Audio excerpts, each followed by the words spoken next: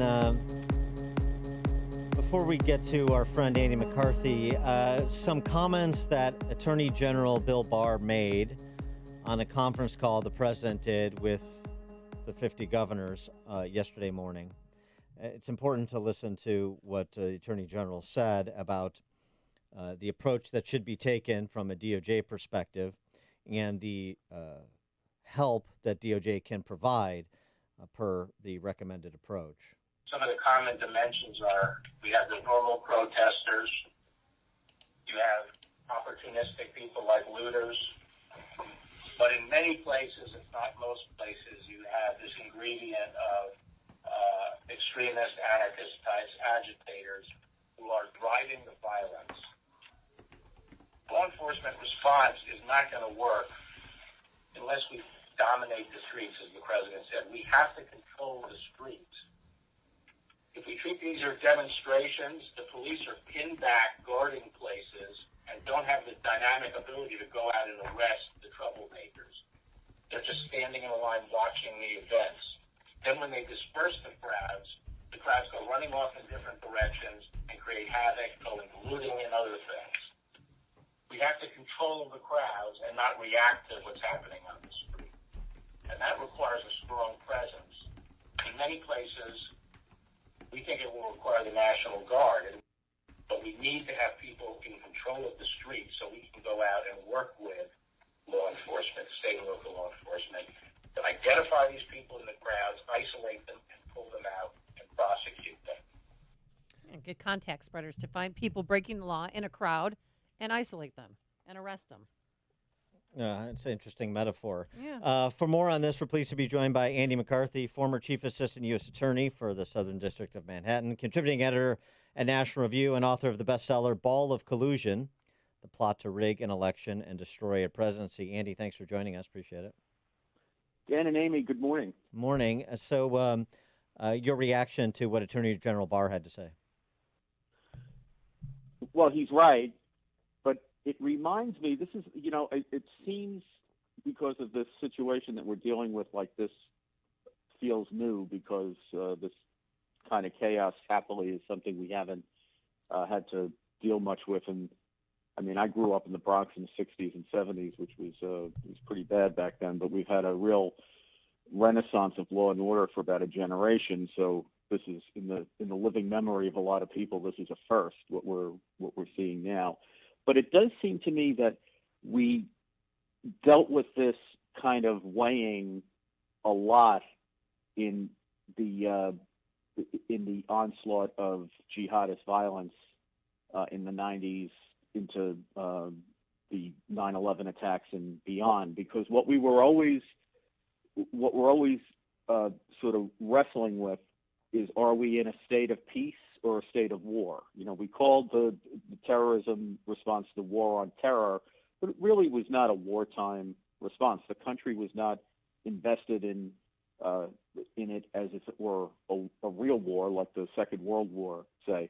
But the reason that's so important is because there are certain assumptions that exist when you're in domestic peacetime that are different from when you're in wartime. So in wartime, for example, you if it gets bad enough, you get martial law because the courts are not open and functioning, the government services can't function, and the only way that you can have any semblance of the rule of law is for the military to basically take over the streets and provide security. We don't realize that most of the time because we've been fortunate to be in domestic peacetime for in excess of 30 years. And what that means is that it's everyone's operating assumption that if you commit a crime, the laws are going to be enforced because the climate that's been created is a climate of law and order. And that's when, we can really thrive as a society and when we can have economic flourishing as well. But, we don't notice that until it's gone. Well, all right. So President Trump, now it looks like it's gone. Yeah, President Trump declaring Antifa a terrorist organization. What does that mean exactly? It really doesn't. When you're dealing with a domestic organization, Amy, it really doesn't matter he uses the word designate, and I think, you always have to remember when the president talks off the cuff about this stuff that he's not a lawyer, and he's getting good advice. He's got very good lawyers around him. But our designation process for terrorist organizations is for foreign terrorist organizations, and that's because when you have domestic terrorism, we have an array of laws that we can use, and they operate, that is, domestic terrorists operate in places where our law enforcement and security agencies have jurisdiction, where the writ of the courts of the United States runs.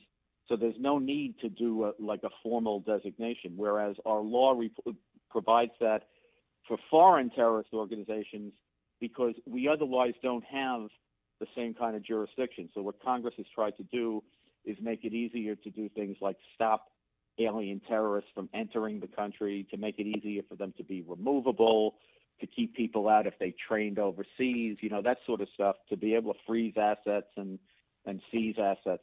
But by taking that rhetorical position, though, what Trump is really doing is raising the profile at Antifa and essentially suggesting federal resources are going to be devoted to interdicting this organization.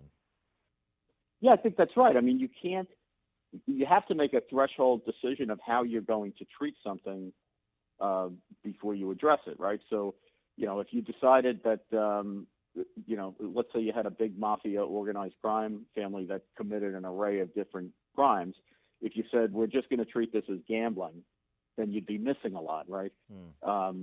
And the same thing with terrorism. They commit a lot of crimes in the course of carrying out terrorist attacks and the kind of stuff that we've been seeing on the streets.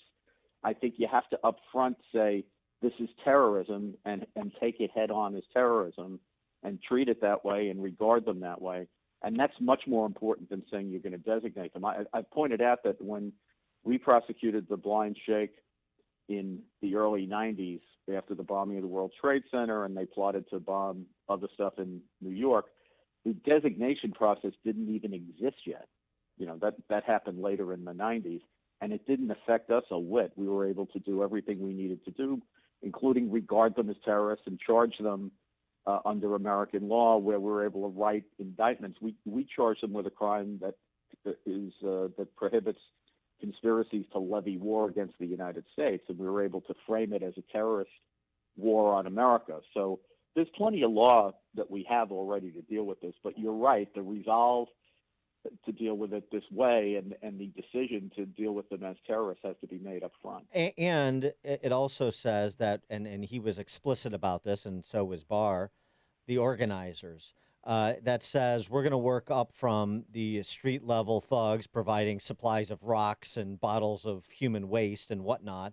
We're to the people that are actually calling the shots, just like any criminal organization. So we get to the organizers, where you can impose some real sanction and send people away for some real hard time, to send a real message to the country about organizers of this sort of violent unrest. Yeah, that's right. And we've had nothing but bad news. Let me give you a little bit of good news. Please. These organizations, yeah, right.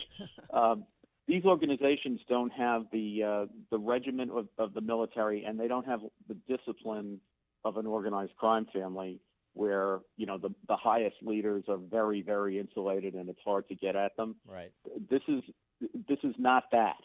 So if they make a determination, and real resolve to go after this as a terrorist organization, they'll be able to peel it back quick. But as the Attorney General said, Rule 1, law enforcement can't do this.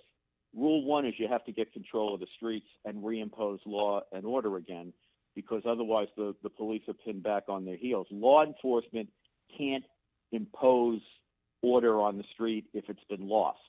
So the first thing that has to happen is order has to be restored, and then you can get back to aggressive law enforcement. But you can't, if the police are having to play defense all the time, an aggressive offensive strategy for attacking terrorism is not possible, because you're using all your resources and they're too paltry to get the job done to actually have order on the street and allow people to conduct their everyday lives. Right now, we've lost that in a few places. Yeah, and hopefully the National Guard, when they get in here, they'll be able to give Chicago police a little bit of relief. But how do you see this ending? I mean, George Floyd's going to be buried a week from today, and I know the protesters, I keep hearing from them, by the way, some of whom were bussed in from Indiana for last night's event, they keep saying, we want the other three charged. You know, they chant that. Would that make things get better, or I just don't see how this is going to end? Well, I was very critical, Amy, of the failure to arrest the main officer more promptly. I know they said we acted quickly because it was only 5 days, but to me, that was clearly some kind of a prosecutable homicide. Maybe it was negligent homicide, maybe it was, murder 3 as they've charged it, but it was clearly some kind of a homicide. So I thought the guy should have been in cuffs, and if he hadn't been a cop, he would have been in cuffs. That said, I can't honestly say that if they had not only put him in cuffs, but put the other 3 guys in cuffs right away, that we wouldn't have had the kind of unrest we've had. And I think that once you get to a point where you look like you're appeasing the monsters, then nothing you do is short of changing your position and reimposing order on the street. Nothing you do in the way of a gesture is going to satisfy these people. Right. The charges are insufficient according to the family attorney, right? I mean, they want first-degree murder charges. Except that it's not. If you read the statute, they can't prove first-degree murder. Right. This is not a criminal prosecution. Is not a morality play. Right. You actually have to prove stuff that's in the statute. They charge what you can prove, which is this is a depraved heart murder or depraved indifference murder. It's a 25-year count. It's not like it's not like this is nonsense. But they don't have proof of premeditation. Right. And they're not going to be able to prove murder 1. They can't. And you also, in your piece on this, wrote about the lesser included charges and why that's important, just in terms of the gleaning perspective from the prosecutor. Yeah, well, it's clear now, especially after you listened to Baden yesterday, that we're going to have a real issue about whether the knee to the neck had a real proximate causative effect on Mr. Floyd's death, or whether it was something that kind of contributed to the triggering of underlying conditions because he had a hypertensive heart condition and the like. And the reason I thought the manslaughter count, if you're a prosecutor, you put it in there, is because with the depraved heart count, it's a harder case. I'm not saying it's an impossible case. I think they can win the case, but it's a harder case if you can't prove that the chokehold or the equivalent of it, the knee to the neck thing, that directly caused him to die. That makes it a harder case. But if it's got a contributory aspect to it, which it clearly did, the negligent murder count, which is a 10-year count, factors that in, and it's not as hard to prove. So I think they're just covering their bases to make sure that this guy gets convicted. But it does go to the point of it's a harder case on the 3 police officers who are not as culpable. And just on the competing autopsies, because this was, sort of been batted about in the press, right, generally ignorantly, which is what you expect. As a matter of law, this is important. You were just describing, but we also don't have a full appreciation for all the underlying conditions, because it's a little murky as to whether or not there were toxins in his system in addition to his hypertension heart condition.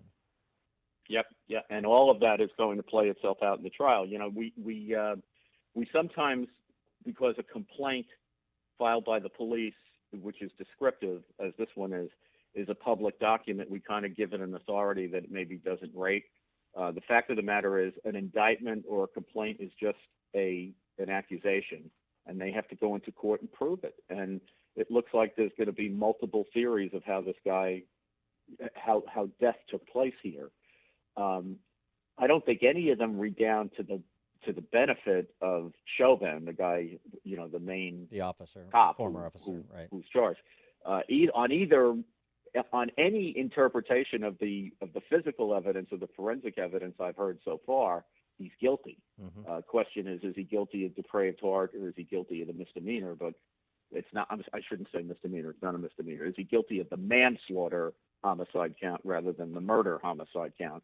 But one is a 10-year count and one's a 25-year count. I mean, this is a serious felony.